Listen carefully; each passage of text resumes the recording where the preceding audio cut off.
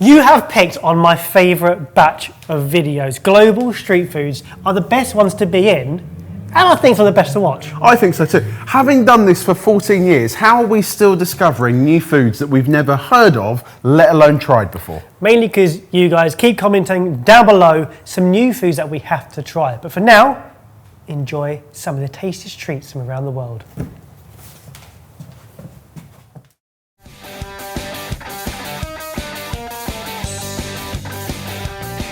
Hello and welcome to the channel. Today we are going to taste global street food from all around the world. The question is, can our normals, who have probably never tasted this particular dish before, work out where it's from? Well, we can do this. We got this. Come on. We can do this. Dish number one is under cloche number one. Please. I will. Oh, this is exciting. Is it filled or is it empty? You know, but we don't. That looks like a hot mess and I'm here for it. Now, we should stress that the original version of this would be in a slightly different bread, so don't be led too much by the large pita-style bread.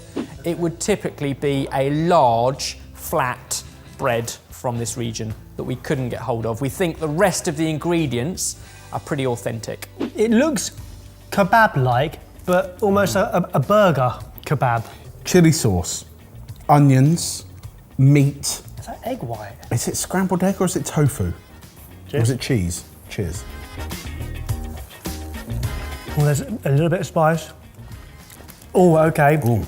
Oh. Oh. Oh. It's sweet, tangy, tomatoey. I can't work out if that is tofu or egg. No, cheese. It's cheese. It's curds, cheese curds. Cheese curds. So you got cheese, kind of meat patty, onions in bread. Oh, I hate this bit. I think the meat is pork. The meat isn't the defining flavour. No. It's the salsa. It's a chili sauce. Yeah, it is a chili sauce. It's definitely a chili sauce. It's a sweet... It's a sweet, spicy chili sauce. So typically it would kind of be a flatbread from this particular country. You are seeing the red stuff in there. That is a roasted red pepper sauce. There is a cheese, kind of thick and tangy cheese with some added spice. And there is a patty, which would typically have at least two. This is in particular 3 different meats combined. Wow. So that's pork, beef, and lamb. I'm going to have to ask you to scribble down a country where you think this particular street food might come from. Oh, I'm trying to work out what side of that ocean to go. Which ocean? How obscure? You'll be able to spell it. In that case, it can only be 3. Given just how difficult this is, we'll award a single point for the closest person. And I'm using an app from country to country. So where in that country to where in that country, I don't know. I'm just using an app. And 5 points if you can get it bang on. Oh! So get 1 bang on and you'll beat 4 nearest answers. Yeah, like that. Okay, bring it. Okay, show your boards in 3, 2, 1. Andorra and Tunisia. We're not that far away from it. We are, but we're not close. Barry, you are at least on the right continent. Oh my goodness. The answer is Serbia. So it is the landlocked country in the Balkans.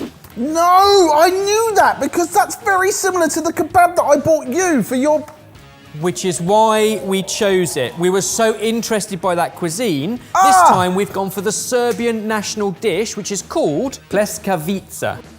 Why were you drawn to Tunisia, out of interest? I was thinking more moving in towards the Middle East kind of kebab. Really? Yeah. And then for some reason wrote Tunisia, which is not that at all. So interestingly, these pleskavica are becoming increasingly popular in fast food restaurants in places like Germany, Sweden, Austria, but more traditionally found across the Balkans, and it is the national dish of Serbia. And that roasted red pepper, ajvar, is an amazing dip. That in a burger would be Spanishy, but I was like, that's too obvious. So there was like, what's an obscure country in that region? Andorra, and it's mountainous, hence a big fatty burger, kind of was my logic. Quite like the logic. What are the miles difference? The app calculation tells me you were 33 miles apart. Whoa! No It way. turns out, if you triangulate Andorra and Tunisia It's quite to close, isn't it? Serbia, Wow. You know what? I reckon you've got that. I reckon you're closer. That's nuts. Barry on the right continent with Andorra, 975 miles. Jamie on the wrong continent with 942 miles. Jamie Well takes done. the single point. Well How done. is that possible? Cool. Good game. Good game. Jamie's got a point. Lift the cloche on round 2. Your turn. Oh. Delayed reaction. Because Okay. that looks very familiar. Yes. Cheers. Great sounds. Okay. I'm taking somewhere very different from the flavour of that. I'm getting Peking duck. In the thickest pancake ever. Dipping sauce. The crunchy, flaky things are absolutely delicious on their own. This then has Look a at the filling. cheese! We've got a cheese ball. And the filling can be one of many different things. As you imagine, this kind of street food could have a number of different fillings. I'm sorry. That That is epic. That is insane. I was going to say phenomenal, but No. Barry's right. So what are you getting in the casing itself? What would you call it? It's a herby roti. It's a herby roti taco with a Peking duck and hoisin filling, but with stringy mozzarella cheese and charred corn. Sri Lanka, Mexico, China. I've got everything in that. So the casing is a pancake in its approach, or kind of what it's called, but it's made in a very similar way to the parathas or rotis that we were taught before.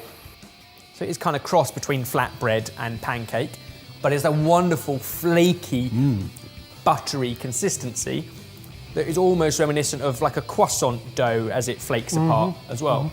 And then inside is an unusual filling. Well, unusual. It's pasty. It's cheese and corn and pork floss, and the dipping sauce is chili and vinegar. It's so sweet. Favourite thing I've eaten this year. Wow! Where's it from? And I do want to stress this is one filling that you can get there, but obviously there are lots of different fillings. Sometimes they're served without fillings. Reveal your answers in 3, 2, 1. Malaysia and Singapore. Oh, mate. You've both picked neighbours. Oh no, we could be closer in miles. What made you think of these places? Why did you pick those? Should we say a melting pot of cuisines? Yeah. I thought Singapore as well, but we've done it a lot, so I just went up a bit. I went to Malaysia. This dish is Kongju Bing Uh-oh. and is from Taiwan. Oh.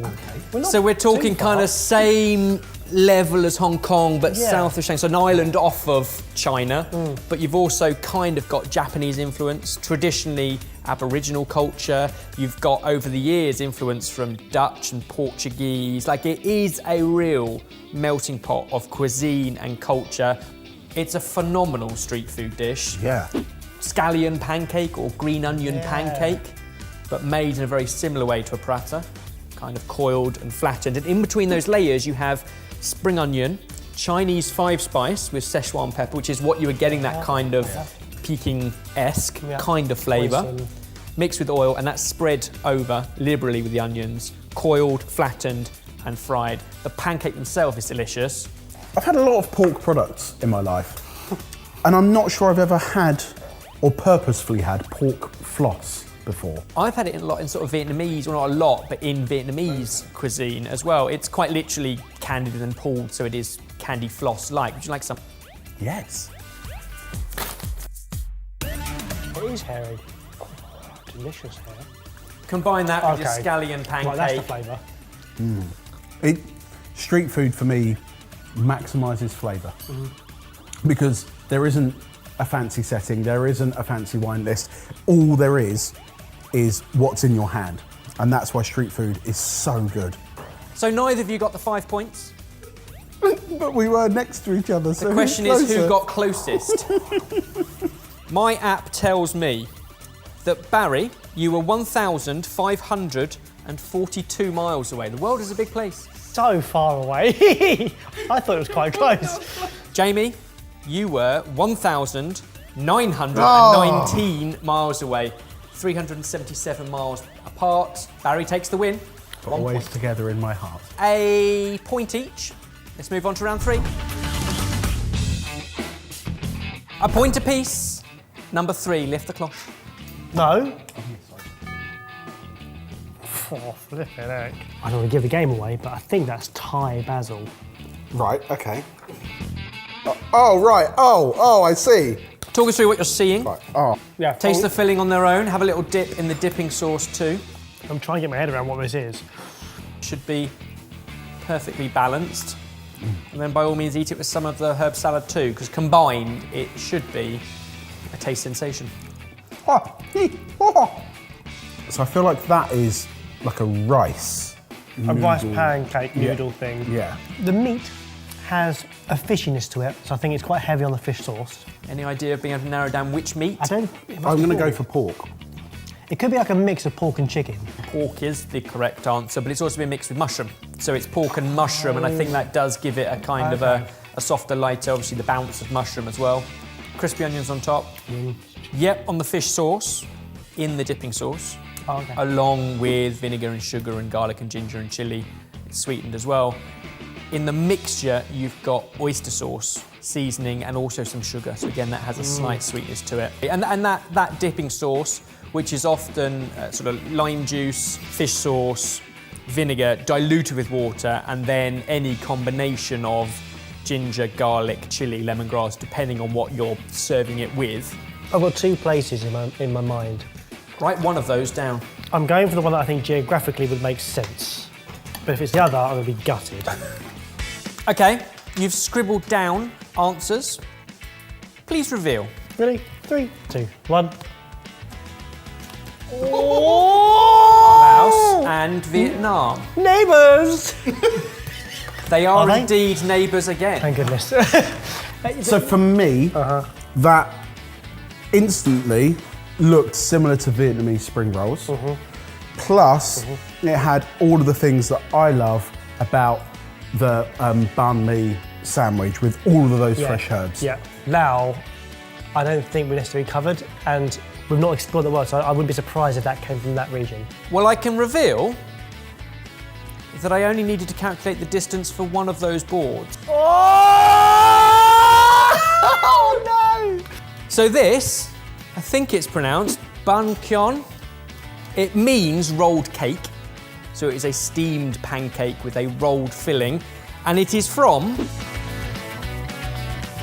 Vietnam. Oh, yes! Well done, mate.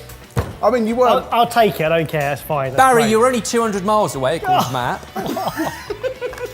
Wow, you stormed into the lead. Well done to Jamie. That was amazing. The scores are 6-1. It's all still to play for in the final round. Can Baz get the draw?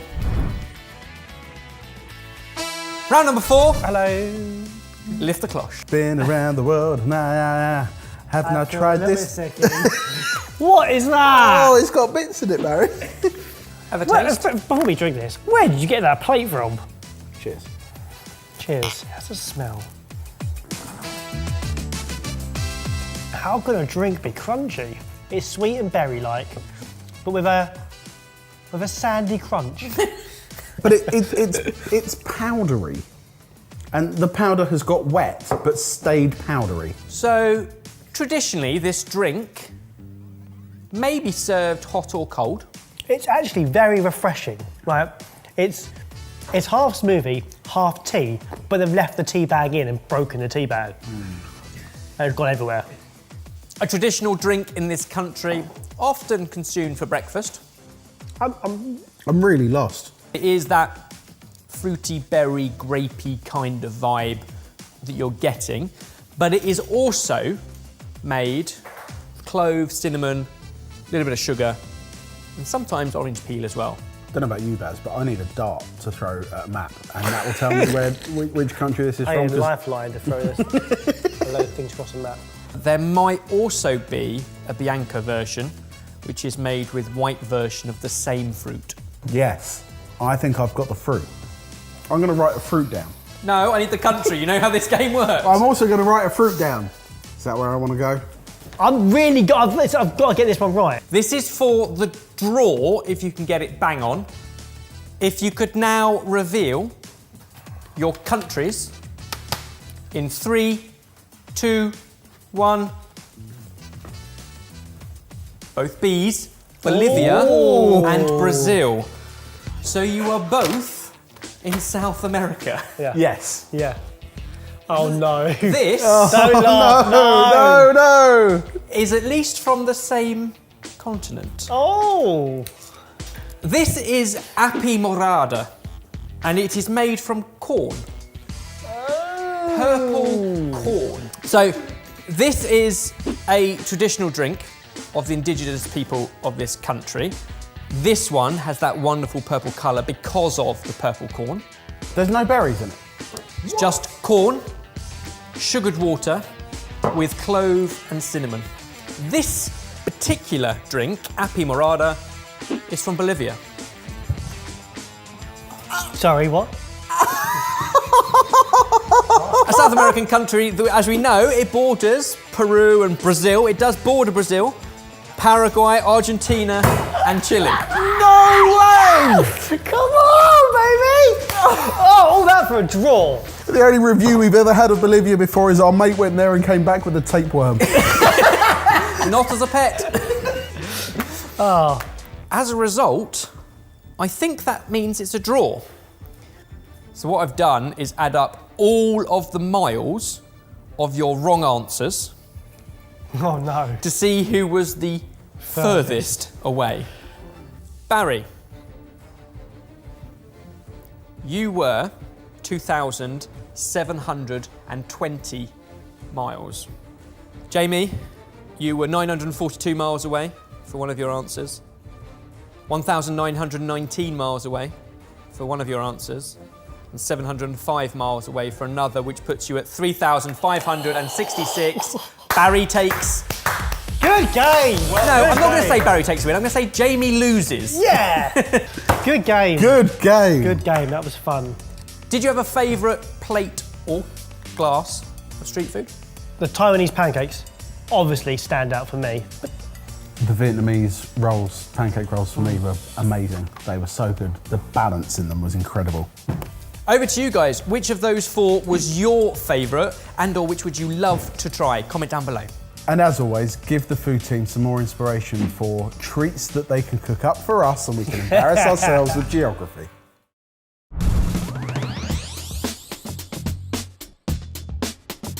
Today we're eating 4 incredible global street food dishes and yeah, as usual, we're making it competitive. Can Chef Ben and Normal Jamie identify the countries that these dishes come from through taste alone? Boys, ready to get travelling? Oh yeah. Can't wait. Okay boys, de-blindfold for dish number 1. De-blindfold or unblindfold? Oh, yeah. Wow. Aren't these the best videos? Yes, they are. OMG. So what we got? Deep fried sandwich. It's a battered sandwich with a dip. Off you go, delve in. There's 4 each. I love the fact that even like in our own fish and chip shops, you get the scraps as well. And you got the little batter scraps in the bottom of the dish as well. Cheers. Cheers. Ebbers likes it. That is just the right level of greasy meets stodgy, meets potato spiciness. As in spice, not spicy. It's beautiful. There's a bit of warm, but it's not hot. No, all right. But it is spiced. This is really unusual because it's everything that I expect from a certain dish, from a certain country, but in a completely different setup. Format. Yeah. Texture-wise, what's it like having like crispy batter on soft, pillowy bread? And then on top of that, you've got kind of like floury meets stodgy potato filling, like a good...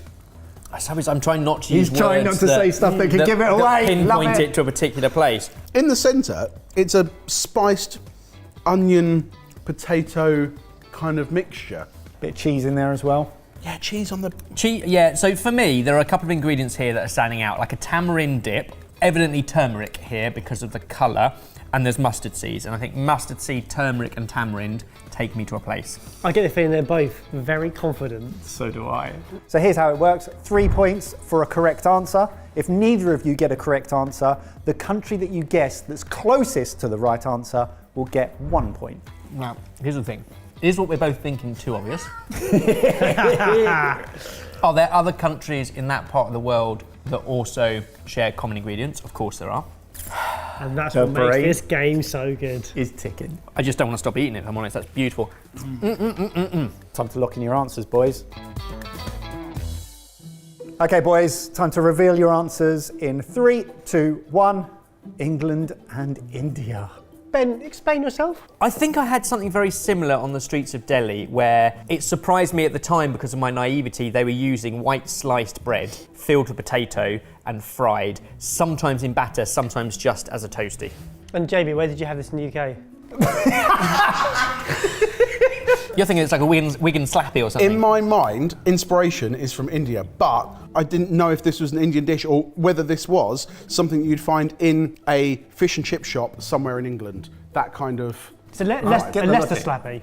Like, exactly. Like, go... If it had a piccalilli on the side, I'd be with you. I can reveal that this dish is called bread pakora and is from India. Yes! Evans gets the full I went 3 the obvious. points. I went the obvious. I went the obvious. But it's never usually the obvious! No! But Jay, if it helps, you were only 4,600 miles away.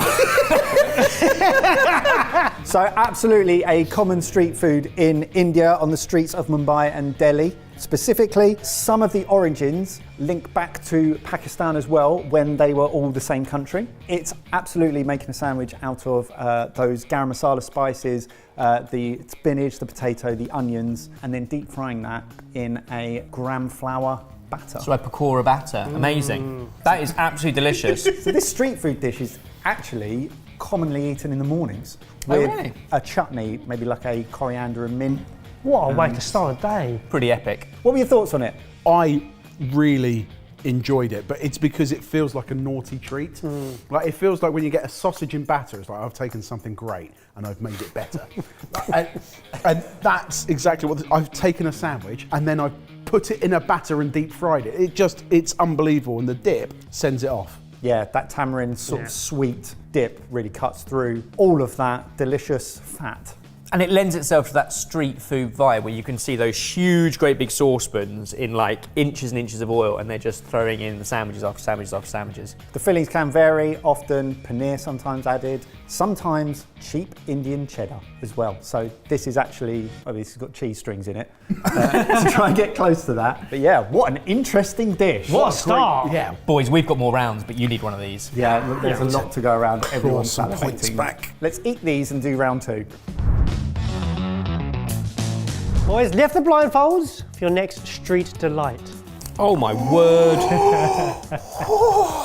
What is These that? are strange noises. Uncomfortable noises I'm hearing from them. Smells unbelievable. I mean, it looks like chicken thighs. That would be my first guess. Please, tuck in. Cheers. Cheers. It's a really sticky, fruity, kind of barbecue-y glaze on that. Because we know you have barbecue the world over and every region has a very different style of barbecue. This to me is leaning into American barbecue, but not Texas. It's not low and slow, it's not Kansas. It's, yeah. or where else have we had? Like Puerto Rico, tropical fruit and like molasses and honey. I don't know what ingredients there are, but it's almost sticky and fruity. But also, in the likes of Mexico, like al pastor, which is pork tacos, has pineapple that drips down over it as it cooks. Can you pick out any other flavours from the marinade? It's not in the slightest bit spicy. No. So there is no chili. So it's kind of taking me away from the likes of jerk. But I think it has similar herbs in it to that. It is really, really hard because it's absolutely delicious. Narrowing it down to a country of origin. This has got to be the giveaway. But the trouble is, now I'm forgetting which are countries as I bounce around the Caribbean. Well, I can give you a clue. I can tell you what the sauce is made of. Brown cane sugar, soy sauce, ginger, ketchup, and various aromatics. So you just gave up, did you? No, but important ones there, Jay. Soy Yeah. and ketchup. Yeah. And ketchup being not tomato ketchup as we know it, but ketchup. Catsup. Which originally came from the other side of the world. But is it before or after it's travelled that this dish comes from? But also the other side of the world that connects with the other side of the world Yes, it's because round. of the spherical nature. What? Oh, depends what you read on the internet. Thank you. I've read a lot of Depends stuff. on which echo chamber you're in. I'm triggered by that. Right, Jump up. From where it's from, it is super famous, served in stalls, on roadsides and in parking lots. So Jay, they've got roads. Well, that narrows it down. Right, we're going to have to force you to start locking in some answers, boys. So answers locked in. Can you reveal them in 3, 2, 1, kapow. Fiji and Public. Dominican Republic. Dominican Republic. Interesting. Why Fiji, Ebbers? I thought maybe kind of like barbecue, outdoor grilling, like Australia, Oceania kind of area, but maybe not that obvious, so out to the sea a little bit. Spaff? Cane sugar was a big one for me. Pineapple, I just thought the Caribbean area might be something to aim for. stop tickling. Have you ever tickled the other side of a chicken? Or a pineapple for that Wax matter? on, tickle, tickle. Wax off, tickle, tickle. Tickle, tickle, wax off. But I'm not confident with this one. Both have good logic, but I can reveal that this dish is called huli chicken, and it's from Hawaii. Which would have Hawaiian been, pizza pineapple. Which is a state in the USA. of which Washington DC is there, and the Dominican Republic is there, and Fiji is all the way over there. Or all the way over there. That's a long way away. But the way that we do calculate this is from the centroid of the correct country. So the central part of the USA. So not Well, that's changed. Hawaii. No, that's not changed. That's always been the case. Always be the case. Always a centroid. Oh, so I've definitely lost. So- If it was Hawaii, I might actually be quite close, given the Earth is round. There was about 1,000 miles in it if we'd have done it that way. But Jay, you take the single point. Your guess was 1,998 miles away. Ebbers, you were 6,627 miles long, away. long way away. So the name huli chicken comes from the Hawaiian word to turn, which is huli. It's turned on the grill, usually cooked over carve wood and served roadside, in car parks, all over Hawaii. Really, really popular. So it was invented by a Portuguese-American businessman and he was barbecuing at a chicken's farmers meeting and served it to a massive group of people, realised how popular it was, and he's actually gone further to make it really popular in Hawaii and cook the Guinness World Record biggest chicken barbecue by turning huli chicken over and over again. Wow. That's epic. And that also now makes more sense, given what we also know about things like poke bowls from there, Yep. the soy, and that kind of thing, the pineapple. Well done, Jake. 3-1, Clawing it back. clawing it back. Ready for a third? Let's do it. Okay, boys, number 3. Yeah. Take your blindfolds off. Where in the world we're going now? Oh, it's wrapped in foil. Oh! What is that in there? I don't know, it's got a sausage hanging out of it. Mine's got 2. But also pickle and ketchup, mustard. It looks so good. It's a hot dog Rito. Oh, Jamie, not again! We've been here before. Relish, ketchup, possibly Yeah. mustard. Like, I'm getting all the things you'd expect of a classic hot dog, not one from Chicago. No ketchup, thank you very much. Oh my goodness, what is that doing in there? What have you got? Mashed potato. Mashed potato! Mashed potato! I thought that was cheese. Mashed potato. This is a bangers and mash wrap. Ed, have you been involved in this? You've got your name all over it. There is a really tangy relish in there. Does it work, in your opinion? I mean, all the flavours work. The bread wrap is adding nothing other than making it possible to eat by hand. Stability. Yeah. What an unusual double carb combo. What do you mean? You just literally the first one was bread and potato. Yeah. Right, so this is from India as well, is it? Yeah, but if you don't know it's double carbs, then it counts as keto. So you should be tasting creamy mashed potato, hot dogs, crispy onions, that tangy relish. Traditionally could be ketchup, mustard, all within a flatbread. You say hot dog, I say frankfurter. I say wiener. Gonna have to get you to lock in some answers, please, boys. I'm quite confidently putting something down. Oh, Ebbers. I don't like playing the game with Ebbers. Okay, boys, answers locked in. 3, 2, 1. Denmark and Poland.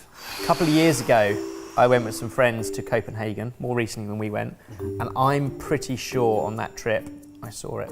So Jay, you have been to Denmark. I was more interested in the beer and the rides in Tivoli. We live and breathe food here. Than the cuisine on that trip. Well, I can reveal that the name of this dish is tunnbrödsstrula, and it's from Sweden. Oh! So not a direct hit for Ebbers. So close though. I mean, it's literally, there's a bridge between them. His guess is in Scandinavia. And I can also reveal that one of you is closer by only 141 miles.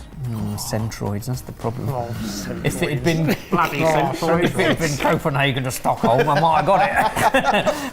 But the win is going to have to go to Ebbers with Denmark. Yes. 126. Ebbers, you're closest, you get the point. So this was reported to have been invented at a hot dog and burger stand because it was the first one in Scandinavia to have a mashed potato machine.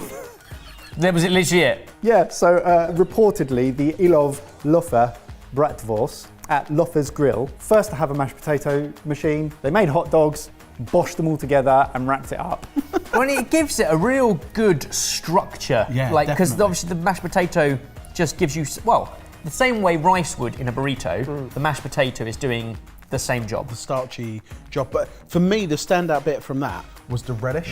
The tangy tomato relish was absolutely delicious. As with most of these, you find them everywhere from local markets, food trucks, convenience stores throughout all of Scandinavia. So, Ebbers, you were kind of also right. I'm also But worried that I might origins- have, that same trip we went across to Malmo for one night, and I wonder if I did actually steal it. Oh, no! But we had meatballs instead.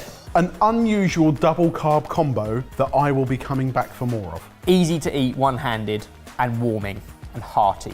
I've got to win this last one. You have Jay, to. you need a have bully. to. You need a draw bully it. to draw. Let's find out. This is insane. Outrageous. I'm salivating just sniffing it. So are Smells we. so good. You're going to want to lift your blindfolds quick.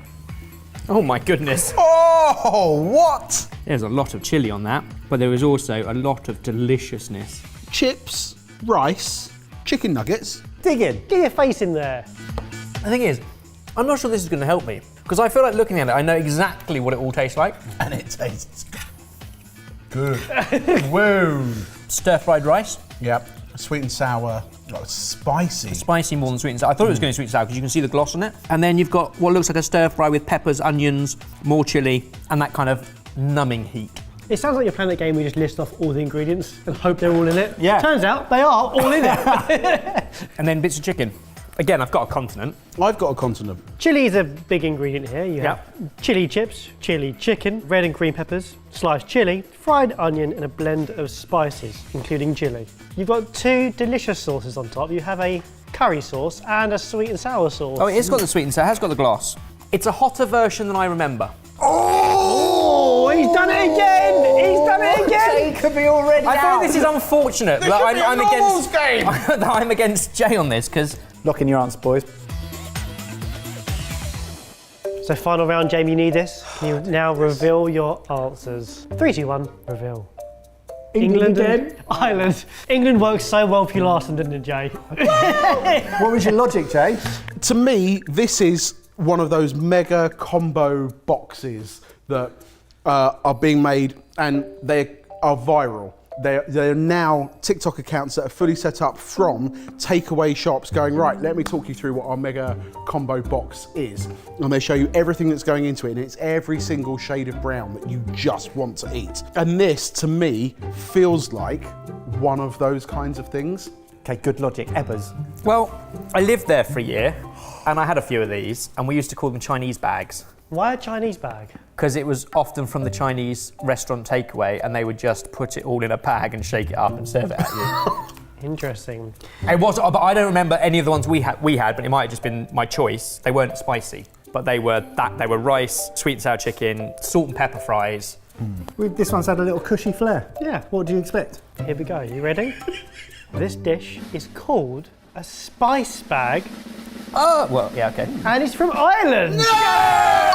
I'm sorry, Joe. I feel like you were hard done by today. That's Because 3 of those I've had on the streets in the places where they are.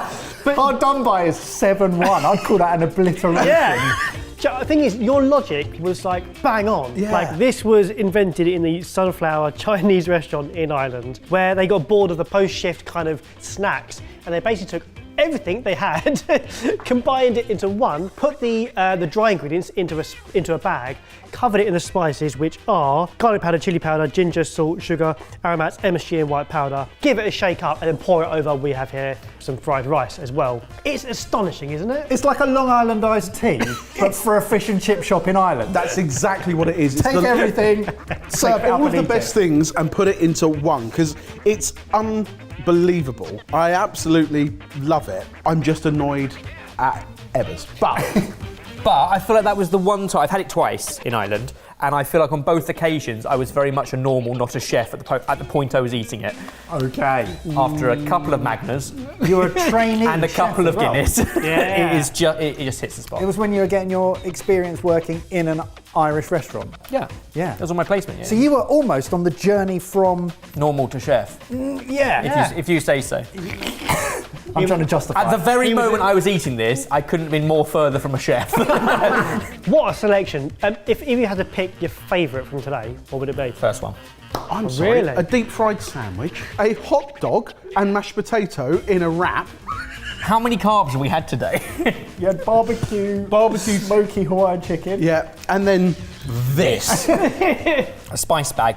Yeah, I think for me it was the bread potato pakora Really? things. Really? Excellent. Paneer. They were superb, but I'm so glad that I've got to try one of these. I'm really, really happy. Well, Ebbers takes the win 7-1. That might be the biggest score gap we've ever had. Embarrassing. Well, it's nice to be. Comment down below, did you guess any of those? And please continue to suggest your country's amazing street food dishes that we can stick into this game for next time.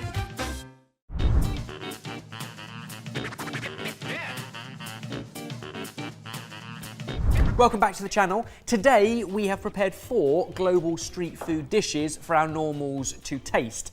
Once they've tried to guess kind of what's involved in the dish, they then have to pinpoint where in the world it is from. If they get a correct answer, it is worth 5 points. If they're both wrong, the closest answer takes a point. I'm ready. Bring it. Okay, boys, round 1, remove your blindfolds. Oh, yeah. Wait. What? Someone's put a quiche in my burrito. Somebody's put a quiche in my burrito.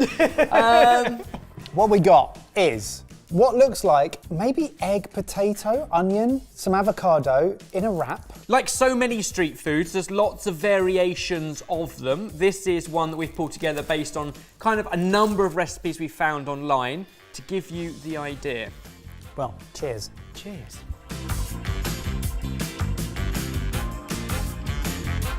Fantastic. There are some herbs running through that make all the difference. Spring onions. There are some onions, some cabbage, some chilli running through the egg mix. I mean, first of all, it's a wonderfully seasoned omelette. The fillings can vary. Sometimes they will have meat, but in this instance, it's just egg, avo, herbs, cabbage, a little bit of chilli, well seasoned. It brings it all together. What's fantastic about that is it isn't at all greasy, it's so fresh. Yeah, fresh, exciting omelette, but then just wrapped in a tortilla. Certainly a flatbread. Oh, it's okay. So it's not a interesting. tortilla. It's not, is it not? What is this? You don't need to worry about what it is. You just need to worry about where it comes from. Ebbers, tell us all about it. I don't often give you too much up front because it gives it away, but I will tell you this is called a Rolex. R-O-L-E-X. And whilst it is street food and there are lots of variations, in this country there are now even franchises of this. So there are shops not dissimilar to like a burrito shop or a Subway where you can go in and order as you please because the fillings can vary. Fun little fact, there was a YouTuber from this particular country who has a Guinness World Record for making the largest Rolex. He mobilised a team of 60 chefs who spent 14 hours making one that weighed over 200 kilos.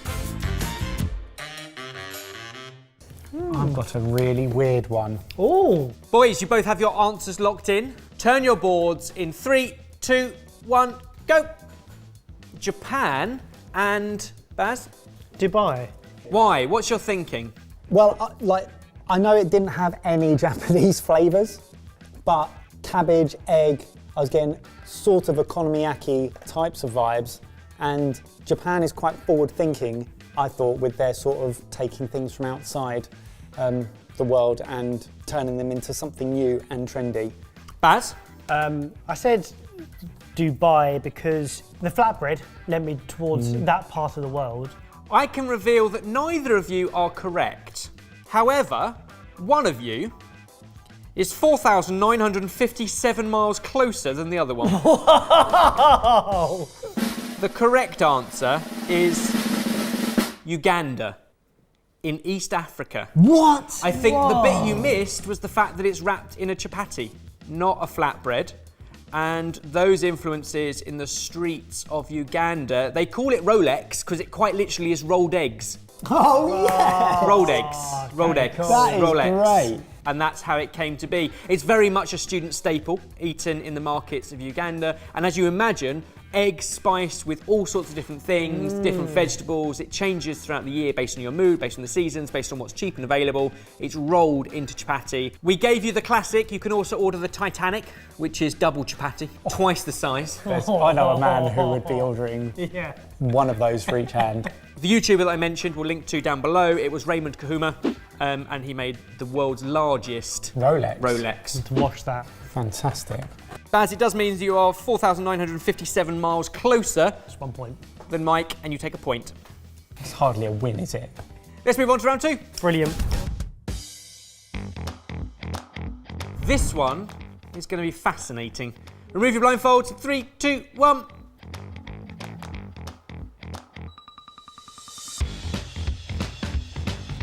Oh man, are we going to be cracking eggs into something? These hard-boiled. Oh, Oh, okay. they're stuffed eggs. I thought they were green I eggs. thought they were those century eggs. Boiled eggs that have been hollowed out and stuffed from something. Yeah, kind of. I mean, not boiled, but yes. Do you just? You can just peel them. No, I want you to suck out the bottom. No, I think you should peel them. Okay. So what you've got is egg that has had a hole punched in the bottom of it, and then all the filling emptied. That filling, i.e. yolk and white, is then mixed with seasonings and herbs, and then put back into the eggs, and they are baked. This is So awesome. it's a bit like a deviled egg, where you've got a boiled egg and you take the yolk out. It's spongy. Once you've peeled it, they're quite often sort of quartered or segmented, and then most importantly, there is a dipping sauce. And the two, have it on its own, then try the dip on its own, try the two combined. Cheers. It's not calling me. Salty.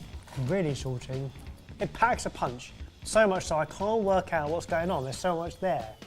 You said fishy, it's got a little bit of oyster sauce in there as like a seasoning as well, but on top of that you've got garlic powder, salt, MSG, pepper, and then spring onions and cilantro or coriander leaf. Oh, delicious. All kind of blended into the egg, so you have something that's green. Whatever that is, that brings it to life. That's like sweet and sour sauce in a funny, slightly different way.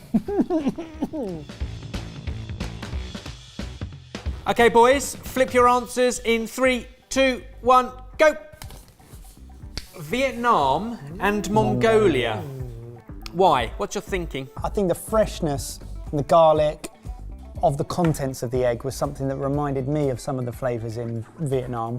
Flavours-wise, I was taking more towards China, and then I was trying to think of other countries in the area.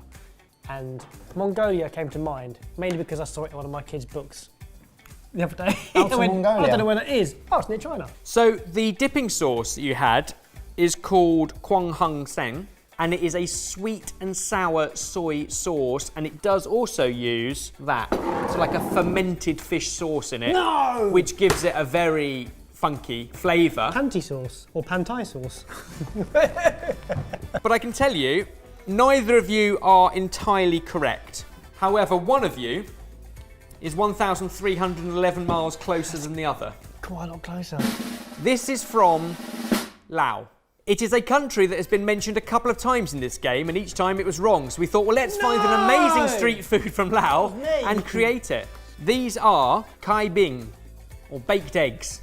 They're delicious. Like, I really like those, and this is the type of dish that normally texturally Yeah, no, I'm may surprised. not be my type on paper, but loved it. And dipped in that sauce, which is essentially vinegar, sugar, lime juice, sweet chili sauce, and then that fermented pickled kind of Laotian fish sauce. Gotcha.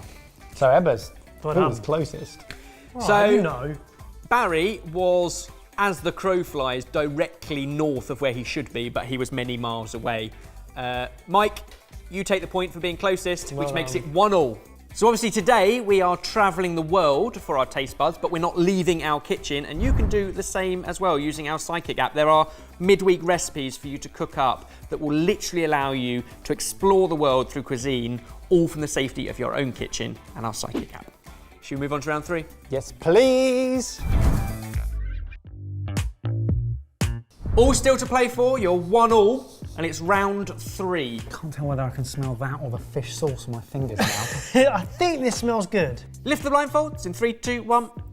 It does. Oh yeah! Oh, skin on potatoes, just like Barry likes them. Whoa, this is forever concertinaed meat. The beef is super, super peppery. Are we calling it beef? Are we saying it's You going beef? I think straight it's in with beef? I thought it was beef.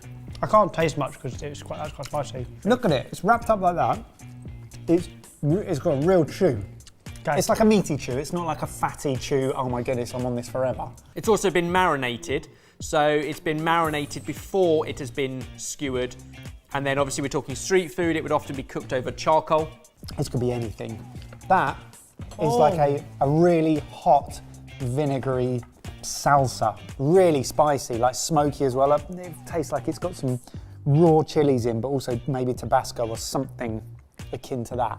Now it is a street food that's eaten all year round, but it's also kind of synonymous with a particular festival at one time of the year from this particular country, and that is in October. But it is also enjoyed all around the year. What flavours do you think you're getting from maybe the marinade? Pepper. Yeah. Pepper, chili. And I'm thinking like it's quite aniseedy and fennelly. Yeah. I'd say fennel. Yeah, like and cumin even maybe. Or it could be like marinated like in tomato paste. What meat are we saying that this is? Are you allowed to tell us what it is, or are you going to hold it back? That is beef. Okay. Traditionally, it might have been something else. Do you enjoy it? Do you like it? I absolutely adore that. Yeah, it's fantastic. Tough, but I'm going to need you to lock in an answer. Go on, Emma. Okay, turn your boards around in 3, 2, 1. We have got Venezuela and Argentina. Okay, so you've both gone South America. Why is that? Potatoes, tick. Corn, tick. Really, really spicy salsa, tick. Maybe the only thing was sort of the spice blend on the meat that kind of took me away with the cumin flavours. Yeah, I went on the route of like Argentinian steakhouses where they bring over normal massive skewers and scrape the meat straight onto it. That's a really And good, like Brazil. That's what reminded me of that. So one of you is a bit closer than the other, But we're both Okay. wrong. but you're both wrong. Oh, I really thought I got that one. Hang on. This dish is called anticucho, and it is Peruvian. Oh, I thought Peru. I couldn't Corn believe and it. potatoes. We were hoping that's what you might think about. We also use this, ají panca, which is a particularly smoky Peruvian chili paste, That's- which we then combined with vinegar and sugar and oregano, cumin and salt, and that's what's in there. It's also in the marinade, so it's kind of a combination of those That is ingredients. incredible. That. Okay. I just love chili pastes at the moment. So it originates in the Andes, and whilst this is beef, and it's actually beef heart, a muscle that works quite literally from the moment the animal is born until it dies. Traditionally, it might have been llama. So it would have been That'd the given it away. indigenous animals from the Andes, whereas post-Columbian times, it changed to beef, and that's when also the import of things like garlic from the Mediterranean influenced its stew. The question is, who is closer? The person who got closest and takes a point is, By how many miles? by 913 miles, Mike. Well done. Barry, you were 2,133 miles away. Mike was only 1,220 miles away. That might be the best tasting heart I've ever eaten. Yeah. If you're enjoying this, there are some small things you can do that make a big difference to us. Like the video. Subscribe if you aren't. Click the notification bell and select all. Thanks. Mike, you're leading 2-1. I'd really like to get one right. If you both get it wrong, Barry could draw with the closest country, but one of you can still easily take the win if you nail it. Either way, haven't we eaten some wonderful food and learned a lot of things? Unbelievable, but I want the win. Okay then, lift the blindfold, see how you get on with round 4. Oh, hello! What? Okay. It's like a sushi rocky road. Yeah, with desiccated coconut, glacé cherries, marshmallows, like inside of like cookies or... I'm not going to say any more.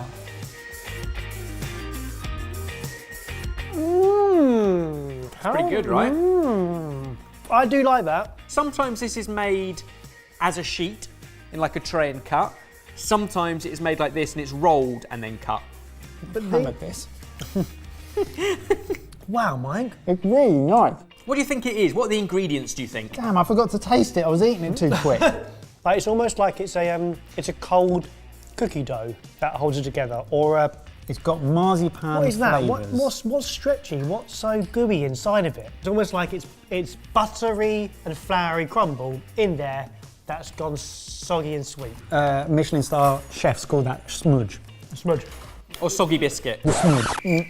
Oh no, I don't think essentially- anyone said that. No. No one said that, did So they? when Digestive biscuits. we have to get a red flag. We need to get a red flag. He looked me in the eye recently. I know. Doesn't it feel like... I'm just trying to talk you through the recipe and give you some clues. It's got glacé cherries, you can see those. It's got marshmallows, you can see those. Desiccated coconut, digestive biscuits, and it is bound together with condensed milk. Oh, that's it. Oh no, I am committing. All the best. It's like sticky, isn't it? It's a It's so sticky handshake. Also, you got fish sauce on you now. Excellent, well turn around your cards and see what you wrote. New Zealand and Italy. They are a long way from each other.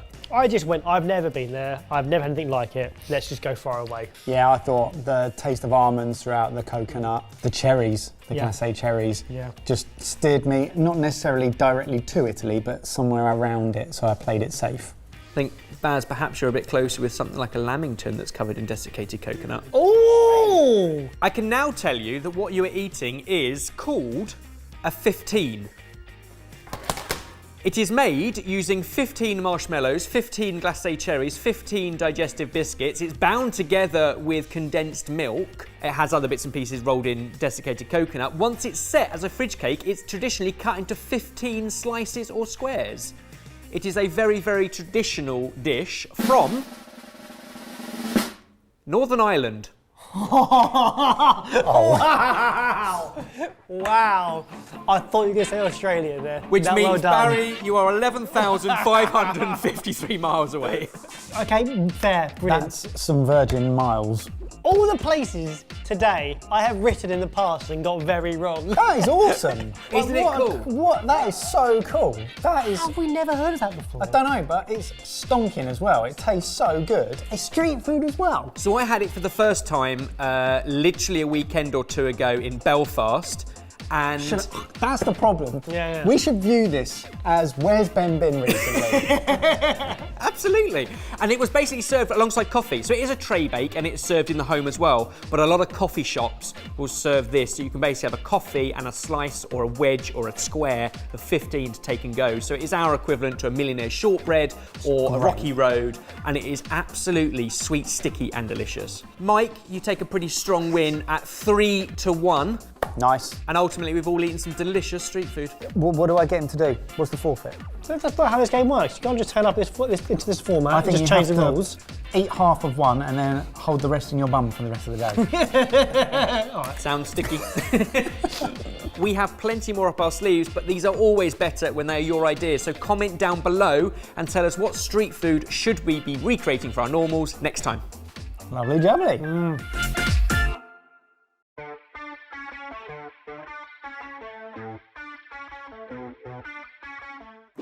Hello and welcome back to another global street food challenge. Today though, we have a very special guest. It's Kevin from the Let's Cook channel. Welcome. Thank you so much for having me. Thank you for being here. This is amazing to be here with you. Yes, Look at this. I like this a lot. How good are you at A, eating, and B, geography?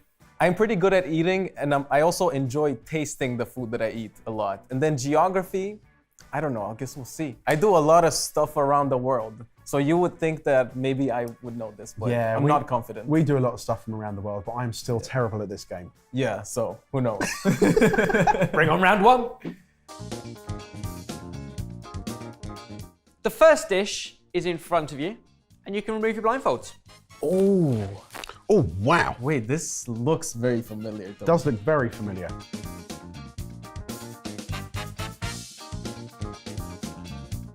Now, all we ask of you is to scribble down one country, the location of this particular dish. Wait, before you bite into it, what do you think is going to be inside?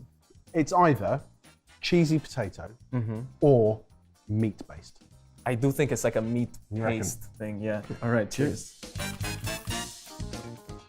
So as you might imagine, this is sometimes served as a side or as a snack in itself. You might find it in the drinking establishments of this country. So potato, meat, I'm gonna go for beef. You think there's mashed potato in here? I think there's potato in there. Yeah, it's like all binded together by potato. You're pretty much spot on. Cottage pie. Basically, it's minced beef, potato, onion, carrot, all the things that we would typically put in a cottage pie have ended up inside this filling, but there are lots of different fillings that you might find for this dish from where it comes from. This sauce, to me, tastes so familiar, but I just can't place the taste. Can you place the taste? That is such a better name for this game. Place the taste. That is such a better name for these videos. After about 8 episodes, Kevin, you just renamed it. Yeah, I think I'll just go sauce, just straight up sauce. The sauce to me has the key. Now remember the rules. If you can get the country spot on, you will get 5 points. However, if you're both wrong, we will look at who is closest from the centroid of each country and then give 1 point to the closest. If we're both wrong, we fight. I have a little instinct. I've got an instinct, but this could go in a few different directions. Exactly. This dish was introduced to this country by the French. Hence the I pane. wish I knew enough history to Process. know what that means. That's either helped you or confused you. But I need you to lock in an answer. Yep, so this is minced beef, We can't peek, right? No, bound keep it with secret. mashed potato. Sometimes you get them with shrimp or with cheese. Sometimes you get them with almost like a curry filling. I know when he's gonna say the answer, I'm gonna be like, oh yeah, I should have known that. Yeah, that's why I hate these games so much. But I also love them because of the delicious food. Exactly. We always learn something. You both locked in an answer. If you can reveal them in 3, 2, 1, go! We've got Lebanon. I said Lebanon. And Jay is going for the UK. Explain your logic. So I remember making this one dish called kibbeh from Lebanon, and it had a very similar nature in the filling, and it was also deep fried. Oh, that's really interesting. Yeah. Yeah. What was your But thought, you Jay? seem more confident than me. No, you're far more travelled than I am. I don't know. Jay hasn't left his own borders, and I'm guessing has said this is cottage pie that the French panade. Because we also panade Scotch eggs. The filling is very cottage pie-esque. There's no other flavourings that. in the filling, which makes it quite plain British food. And the sauce is very, very reminiscent of HP Brown sauce. And so, HP Brown. Yeah, it's kind of got that vinegary, the Worcestershire. Oh, right. Wash your How do you sister. say Wash that? your sister sauce. Worcestershire, Wash yeah. your sister sauce. Wash your sister sauce. Wash your Okay. sister sauce. I'm going to reveal that you are both wrong. Well, we're not both going to be right, are we? However, the clues were there. They are panko breadcrumbs. This is a tonkotsu sauce. This is karake from Japan. Oh, so I'm... You're definitely, surely. Wow. So this is a fantastic snack. I said drinking establishments because I didn't want to say izakaya, but they would have been served in sort of Japanese pubs, but also sometimes alongside other dishes in restaurants, and they can have all sorts of filling, but it was the French influence, it originated in French cuisine, came across at the start of the 1900s. Just a tonkatsu sauce. So it was the sauce. It was the sauce that had the key. Because to me, the filling here does not feel very Japanese. No, it doesn't give anything away. Exactly. Yeah. Which is why I went British. So probably don't need to tell you who is closest on that round, but just for giggles, Jay, you are 9,224 miles away. Pretty close, man. Kevin, much closer with a mere 5,403 miles away. That's pretty much nothing. Oh, neither of us shone in glory. Yeah, not yet. But you were slightly more glittery than I was. Exactly. Which means, Kevin, you get the point, and we move on to round 2. Round number 2. Let's see how we get on with this one. Oh, wow. Whoa. What? Oh. I'm not going to give away anything. Yep. I'm not going to give anything away. We genuinely didn't know this when we set this one up, but whilst you had your blindfolds on and we were getting sentences, we had a little giggle on the sidelines. Well, I'm gonna sit back and let you have some fun with this, and I will enjoy. Some grated cheese, a white sauce, and is that bread underneath? Is it? Is it? Maybe it's not. Who knows? Cheers. Cheers. Oh yeah. We should stress that Kevin probably has a better idea of what this is. It's not the plan. We didn't know this. I'm trying to work out what the white sauce is on the top. It's a bit like Greek yogurt-y. Okay. Greek yogurt. So it is a yeasted dough that's rolled out and then fried, often then rubbed with a little bit of garlic, but like a clove to give it that sort of garlic scent. And then that thing on top, Jay, is sour cream. And on top of that, cheese. Usually I'd expect the fried bread to be more sweet because of that donut type consistency. Exactly. Yeah. But the sour cream and the cheese is really nice. I'm just perplexed by it. Is it fair to say that this is quite a simple classic version, but there might also be other toppings added? So it might also carry some onions, maybe some ham and some this meat. is a turnaround for the book. Yeah, well, I realised it's not the way we planned this. This is, I will say, this is my favorite way to have this. Well, perhaps, Jay, you can lock in an answer. Oh. And Kevin, see if you can work out where in the world Maybe you can place the taste. Maybe I'm wrong. Who knows? You could well be. You could well be. Exactly. So our wonderfully golden fried crisp bread on the outside and nice and light on the inside, sour cream and cheese, a little bit of garlic, comes from, turn around in 3, 2, 1. For me, it was 50-50. It was either going to be Romania Okay. or the Netherlands. Oh, you because were pretty you're close. from Romania, Yes. but you live in the Netherlands. Exactly. So I had to decide which direction to go in. It turns out neither of them are right. But what you don't know about me is that I have Hungarian blood.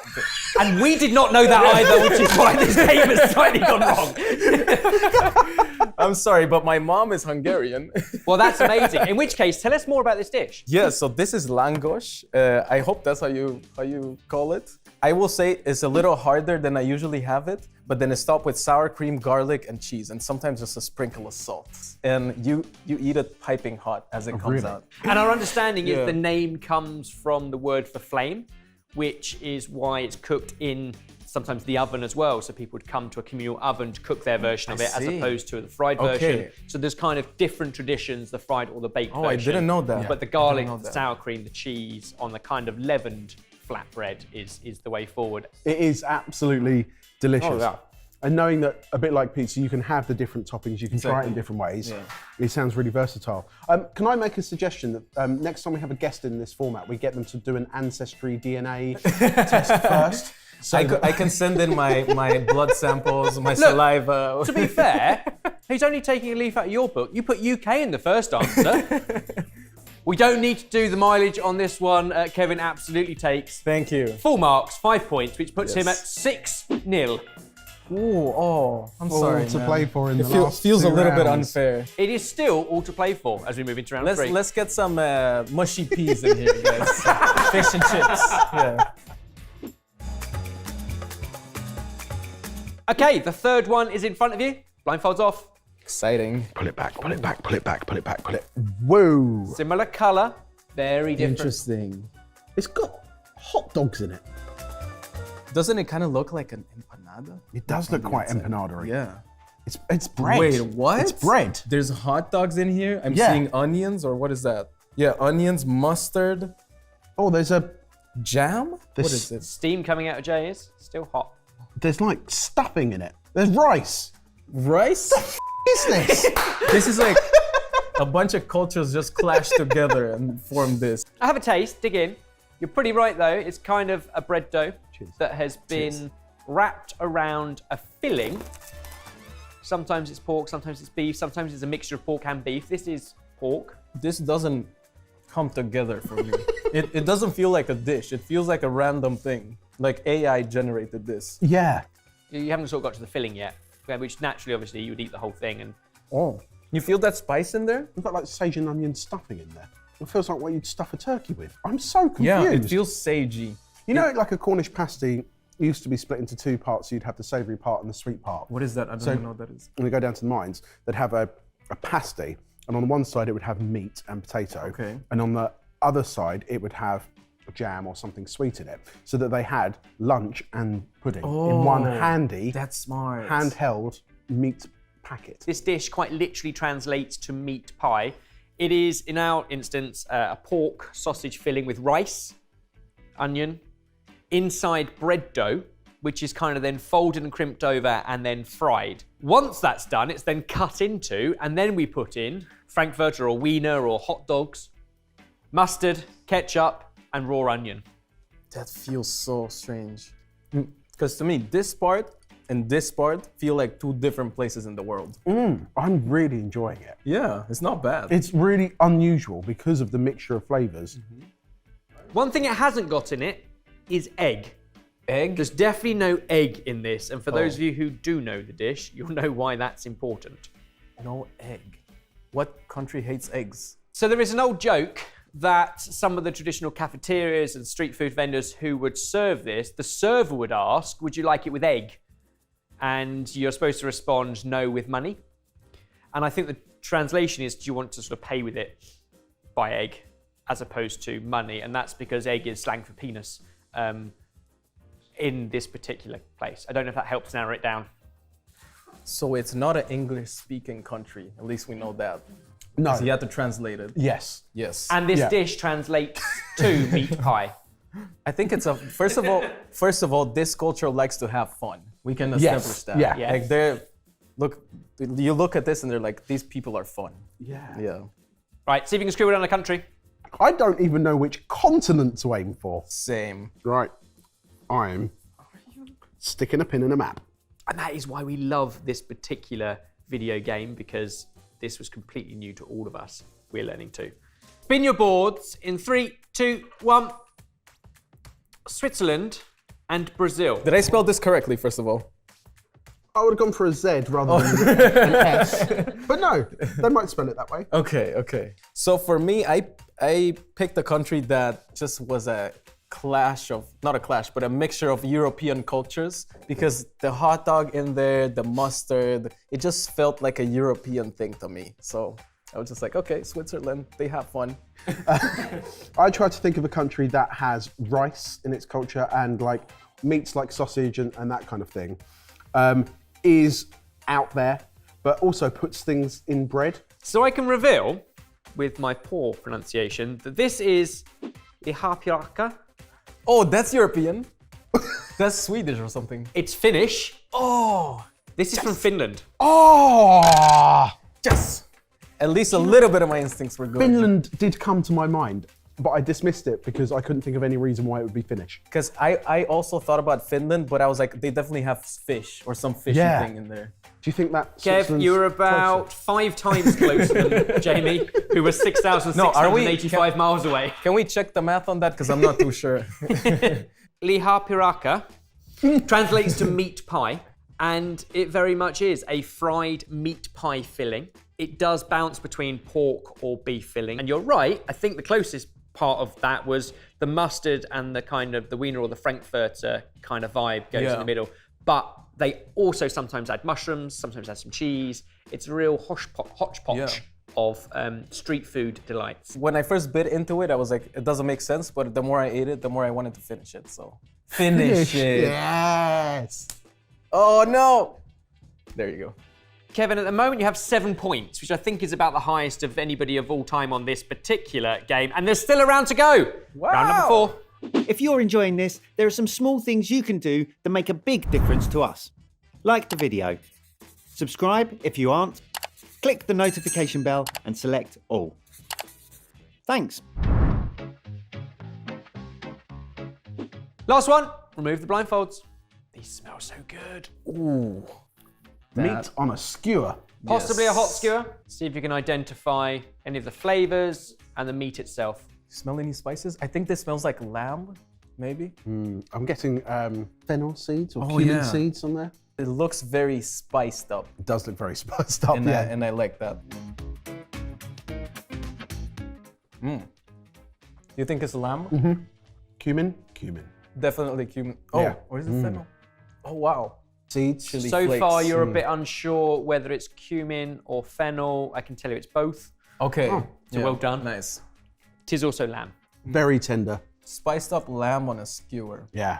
Sometimes they would be sort of wooden sticks, bamboo skewers. Sometimes they're metal. The bamboo, obviously, perhaps more traditional on the streets, so you can take them away and you don't have to bring back the metal skewers. But the metal skewer, perhaps more of the restaurant setting. I think a lot of cultures do this style of street food, so I think it's a little difficult. One thing I will say, More clues. this dish is believed to have originated from some of the nomadic traditions of people within this country who relied heavily on animal husbandry for their sustenance. And then obviously the skewering of meat is something that could be done easily while in motion. Now, a street food stand is static and you come to it, but this was a way of being able to move and skewer meat as you move and not have to carry too many pots and things like that. Right, you've both scribbled something down. Turn your boards around in 3, 2, 1. Oh! Look at that! We both win! Yeah! Oh, that means I can't win! You are both as close or as far as each other. What are the chances of that? I just felt like I saw a lot of lamb dishes in that northern African part of the world, and just the skewerness of it, and then the nomadic people that you mentioned, it just all connected with me. I don't know why. Yeah, I was going lamb. That spicing sort of blend was very, and then the other one was Turkey, Yeah, because I also thought of such Turkey. a big country. I just thought if we're going off Istanbul and it's over there, then from the centroids perspective, I'm well amiss. You are both well amiss. Oh, well. However, the logic is very strong. So this is from predominantly Muslim communities. The cumin and the lamb is also associated with a number of dishes in the area. This was originally from the Xinjiang region, but the dish is called chan. What? And it is from China. What? So close to Nepal and kind of the spicing of biang noodles. If you remember the cumin lamb and the chili. Wow, I would have never guessed I would that. never associate like the spices of like cumin and fennel with Me neither. Chinese. So fennel, one of the Chinese 5 spices. Well, apart from that one. Yeah. And cumin, and it is the Muslim community and often the Muslim Right. quarter, sort of northwest of the country. So you were both 5,139 miles away, Yes. but that means you were both equally far and take a point each. So it finishes 8-1. Yes. Kevin, what a win. Yes. I mean, I didn't get 0, but Thank you for being happy for me. well, I am happy I was happy for me as well, but I'm mainly happy for you. You've come in and absolutely stonked that. Wow. Yeah. I did not expect that, but I had a very good time. Thank you for having me. Well, Kevin, thanks for joining us, for playing along. While Kevin was here, he has also done a sub 10-minute burger challenge. The question is, was he sub 10 minutes? You'll have to watch it to find out. But thank you so much for joining us. Check out everything from the Let's Cook channel in the links downstairs. Subscribe to Sword at Food. A lot. Congratulations. Nicely done. Well done. Thank you, guys. Boys, global street food dish number 1, lift the cloche. This is the best thing we do. This is the best thing. Go. Oh, You got us Donna meat and chips. yes! Wait a minute, it's far too early for this. Dig in, boys. Get tasting. Get identifying, get guessing. Oh my goodness. I'm at least 10 beers too sober for this. Oh!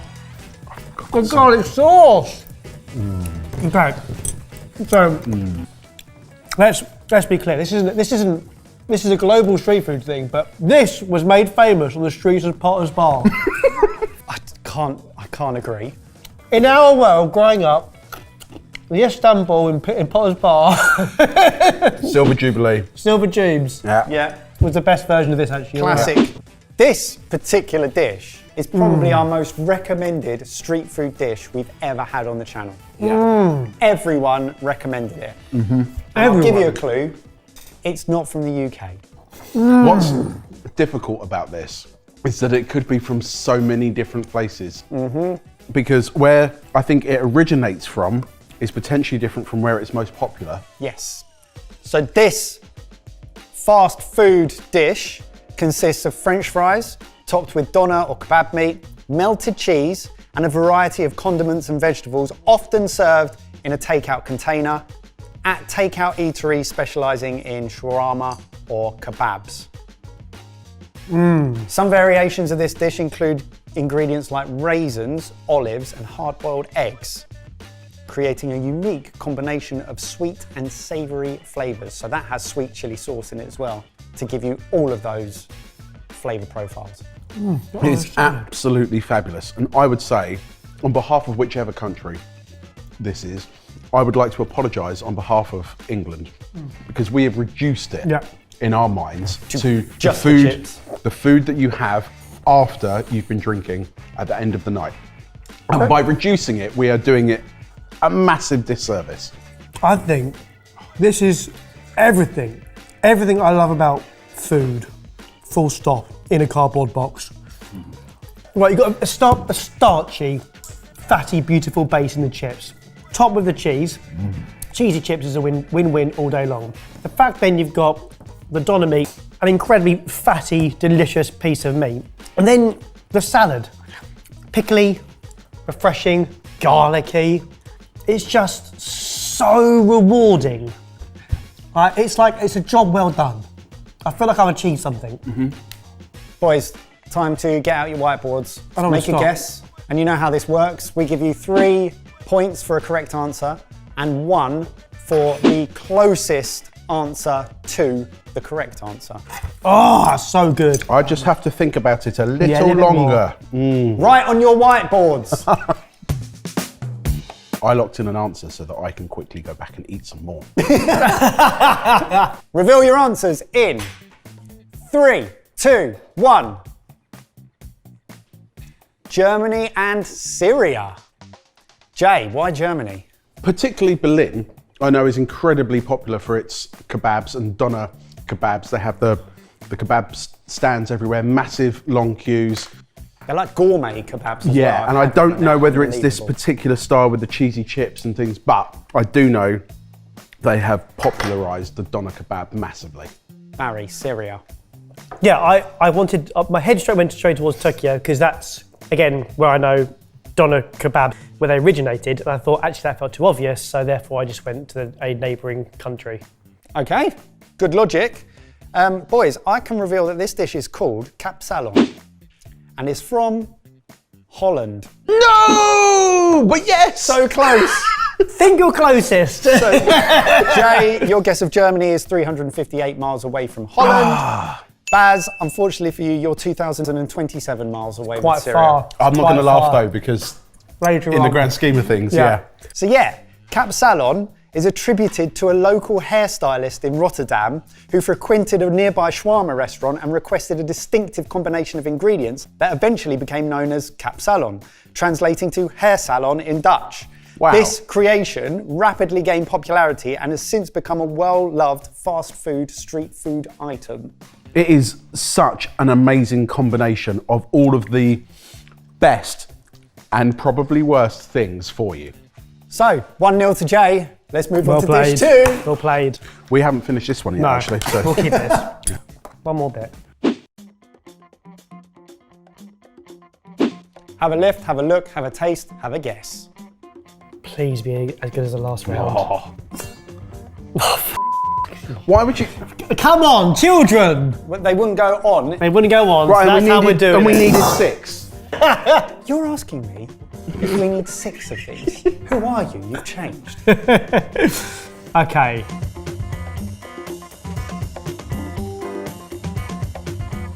I mean, there's one obvious answer that comes straight away, but I'm going to guess it's not that. Or is it? Which one? There's a few places I could go straight on by just looking at it. Well, yeah, I could throw one ball to Italy. Yeah, I could play another Arancini. one. I could chuck another one towards Brazil. Cochina. And I could throw another one just up in the air and have Scotch egg. Yeah, it could be a Scotch egg, you're right. We could go anywhere with this. What's inside? I know which. I'm throwing it that way at the moment. Potato. I can see capers. Is that raisin? Raisins and beef mince. Was it mince? Yep, It's beef, correct. yeah. So the meat Garlic.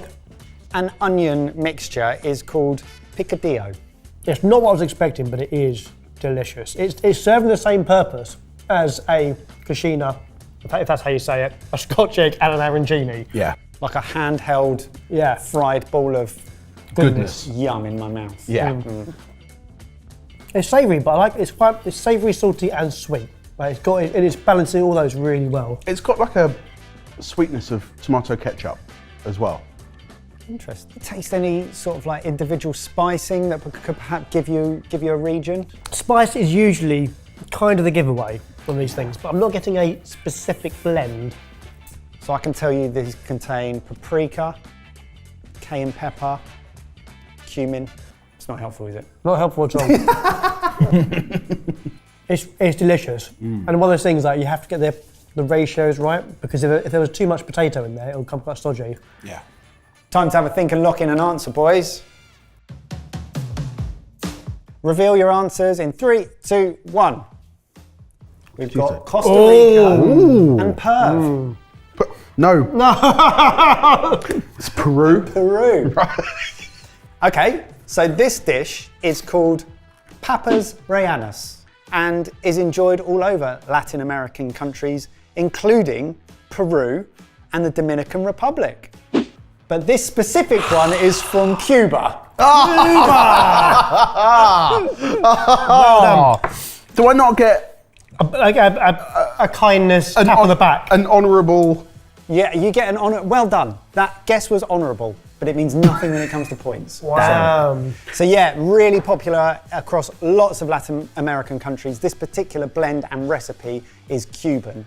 So Cuba is the correct answer. So I went for Peru because potato and like delicate Yeah. spicing. There were the spices that were there, but it was very well balanced. And I thought, actually, I know how much Peru and potatoes goes together, and delicate flavours and things. Good logic. Like, well, you kind of got it right, but you didn't. Baz, why'd you pick Costa Rica? Similar. I started off in Brazil, then I went, you know what, there is a potato element, go to Peru. But then there was a kind of like, the sweetness and the flavours there reminded me more kind of Caribbean and North America. So I kind of picked a little bit in between Mexico and South America. Central America. Is that Central America? I suppose it is. Middle America, yeah. And as a result, Baz, you take the point with 919 miles away. Jay, unfortunately, 2,457. It's quite a long way again, But isn't what's it? mentioned in the answer? I feel like we should give you half a point. No! Because you kind of got it, but you didn't. But then, them not the rules. I know, but No, that has never been the case. Don't you dare, I'm Michael. hamstrung by Ebba's rules, but I feel like you should get half a point. So 1-1 it stands, leading into dish number 3. Oh, more deliciousness. I'm very excited for this one. Yeah? Look at the clock. I need to make more space. You need to poo. Go. That's not what I said. I need to do a poop. Go for it. Oh, wow. Okay. Okay, we've got a meaty, fatty filling in Flatbread. flatbread, yeah. So this dish is a savoury stuffed pancake or flatbread filled with a mixture of ingredients like minced meat, eggs, onions and spices. Seeing a running theme here, aren't we? Put delicious spiced meat and stuff in bread or carbs. The spice is taking me somewhere very different though. Interesting.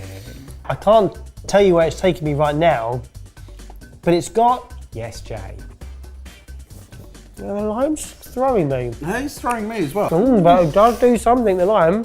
Does, doesn't it? And I think it brings out some more of the spice. So in terms of constructing this dish, Oh no. a dough's initially crafted from flour, water, and sometimes eggs. It's then rolled into really thin sheets. The meat, typically beef or chicken, onions, eggs, and assortment of spices is applied to one sheet before being folded into a parcel. It's then cooked on a griddle or skillet until achieving a crisp golden brown exterior. It looks amazing from here, it smells amazing from here, and can you throw me a bit? It's phenomenal. It's proper street food. Yeah. I was surprised there's no cheese in it. I was expecting Yeah. cheese pull or something. That, you know where it's folded over, you get that top layer with nothing in it? Cheese, just a little tip for you. And tomato sauce. You've made pizza. No, it's a pizza. That'll be it. It's really, I expected it to be crispier, but it's not. It's fluffy and bready and doughy. It's awesome. Okay. But I'm not confident on I the have continent. no idea yet. We don't know the country. Most of them, I think we can narrow down usually to a continent. Here's a geographical caveat. Whilst we're looking for a specific country because of the nature of this game, so this particular recipe is from this specific country, this dish has undergone so many regional variations, not very helpful for you, but they've been adapted to like diverse culinary influences and preferences, and is basically enjoyed in loads of different forms with lots of different fillings and accompaniments, holding cultural significance across very many different nations. So if we haven't mentioned yours, we're very sorry, but we do appreciate it. I think that Well, I gives like us it. more of a chance of getting it right. Yeah, and we can't go wrong now. Can't We go can't wrong. offend anybody. No. That's all down to him. Yeah. I'm not confident at all. I'm not confident at all either. Answers locked in. Reveal in 3, 2, 1. Nepal and Pakistan. We've basically got either side of India. Why? Because you both thought India was too obvious? I didn't think it was Indian, Nope. but I did think that region with some of the spicing, it's obviously a very big region, but I tried to look just outside, but not too far away. On the periphery. On the periphery of... could take of- some of that influence of Yeah, the region. but also if I'm wrong, then hopefully not too far wrong. Okay, Barry. I too played it safe. I felt like it had the spices, the cumin and the coriander seeds felt Indian to me, to my limited palate. Well, I can reveal that this dish is called murtabak and is from Yemen. So another one that's very close. Your guesses were, there were 500 miles That's a big area. in your guesses. Wow. So murtabak is commonly found in South Asian and Southeast Asian cuisines. People enjoy it at different times, but it's especially loved as a street food snack at breakfast. In some places, it's a go-to choice for breaking the fast during Ramadan. It's also found in the Arabian Peninsula, evolving through cultural exchanges and trade, became a popular street food in those South and Southeast Asian countries like India, Malaysia, Singapore, Indonesia, and Thailand. So it really does span far and wide. And the name itself, murtabak, is believed to have come from the Arabic word murtabak, meaning folded, and it's referring to its preparation method. And I am so sorry for all of that pronunciation and my ignorance. That is delicious. Stonking. But you said there was only 500 miles. There's only 500 miles between both of your guesses. Barry's guess was 2,200 miles away from Yemen. Still really far. Jamie's guess, 2,761. So Barry takes the point. It's a hollow win, that one. Fair play, because I probably would have gone down the similar lines, but Yemen it is. Yeah, what's fascinating is if you drew a circle around all the places that it's found, you picked bang in the middle of that. So I'd actually say congratulations and well done. But mainly to me. But mainly to Barry, who takes a point. Jesus. Fourth and final round, boys. Jay, if you take a direct hit, you take the win. Otherwise, best you can do is draw. Here we go. Lift the cloche.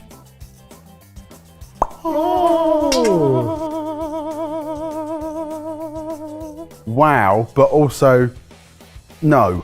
Why no? It's not going to be what I think it is it?